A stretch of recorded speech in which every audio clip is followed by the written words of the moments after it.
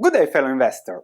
Everyone is predicting a crash, and in the last video discussing Jeremy Grantham's super bubble popping prediction, there were many comments that he is like a broken clock. And this great comment summarizes it. Jeremy Grantham has been right 4 times out of the last 40 times. And even I made a video recently, you can find the link in the description below, about a stock market crash being unlikely from a statistical perspective. Like, it will happen, now it's happening once every 10 years, so that's the real statistical chance for something like that to happen. So why do we discuss these crashes, expected long-term returns? Because investing is about 2 things. Pause the video here, think about the 2 things that investing is about, and then we'll discuss the crash predictions and how that trickles down to your wealth. So, congratulations, if you got the 2 things right, it means that you are an avid listener to this channel. If you didn't get those right, then I have to do a better job to really explain what investing is about so that you can compound your long-term wealth at a higher rate, thus maximize your reward and minimize your risk, the risk of not achieving your financial goals. That is the focus here. And that's exactly what Grantham, Michael Burry, Warren Buffett, and all those mentioning the bubbles, Charlie Munger, focus on. They focus on risk first. They want to avoid certain things that happen here and there that are extremely detrimental to compounding wealth over the long term. But it's easy to forget about those because those didn't happen. Last year the bubble didn't pop, so let's all just be long whatever, the S&P 500 or tech stocks or Bitcoin or whatever. And let me show you this with an example. Let's say you have, this is the Investor Government Compounding Calculator, let's say you have 1 million in assets, and let's say you invest monthly, let's say 1,000, and you do that for the next 20 years. Now, estimated interest rate, let's put that 10% is your goal. Interest variance range, let's put it 7%. So we'll have 3 performances, 3% per year, 10% per year, and 17% per year compounding growth rate. Compound frequency annually, let's calculate.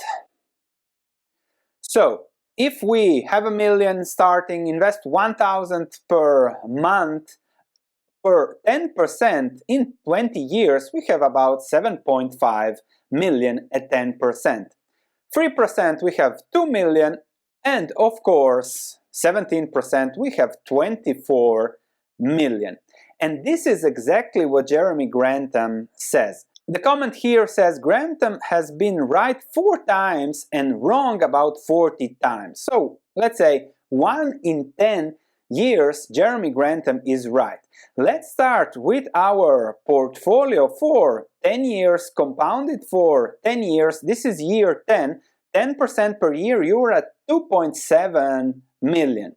And now let's imagine that in year 10 we get a 50% crash, so that our portfolio, because we are not minding the risks, Jeremy Grantham is an old fool, and then our portfolio crashes 50%. If it crashes 50%, then you go to the 3% compounding rate per year, you fall around 3% because you lose half of your wealth. And that's the difference. That's what they talk about. They don't focus on tomorrow the market will crash or it will crash in 2023, 24. That's irrelevant.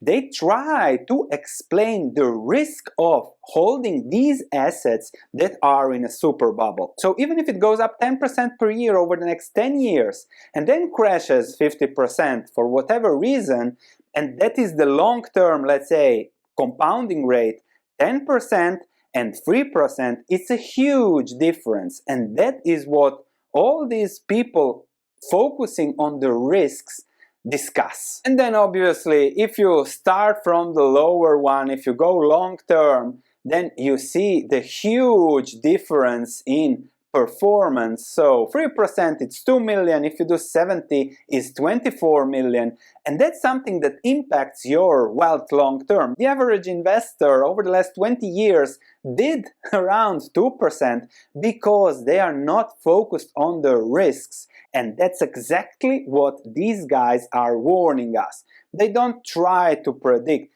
Of course, trying to predict a crash gets you views, gets you this, but the focus, and especially why we discuss that their predictions on this channel, is about minimizing the risks of our portfolio so that we can compound at a higher rate over the long term. I'm gonna repeat this. Maximizing the compound rate over the long term requires us to first and foremost focus on risk, avoid crazy risks, avoid the risk of holding something that will give us 3% over the next 10 years. That's the main message. If we look at the yearly returns of the S&P 500, whether it is 7% per year for 5 years or a big crash of 40% that leads to lower compounding rates, it doesn't matter. What matters is at what rate we will compound annually to reach our wealth and financial goals. So don't fall for the stock market crash predictions, for the bubbles bursting, etc.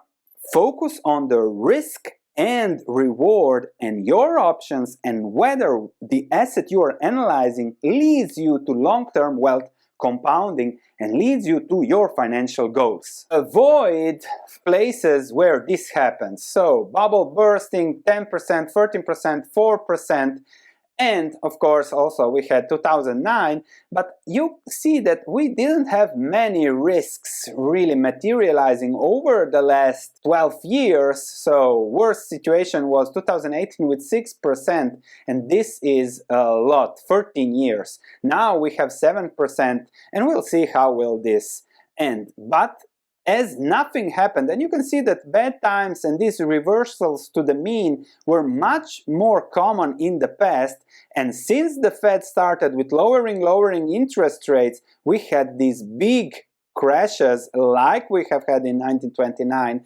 So what to expect is stability and even stocks going up until the big crash comes. And that's why Jeremy Grantham says the sooner it happens, the better for all of us. Just another quick comment. I used here a linear trend, and a lot of you correctly commented about using log trends here, exponential trends, because that is the compounding rate. Of course, if you understand log, then you can revert it by yourself, but this is YouTube, and I will always try to keep things as simple as possible to explain things.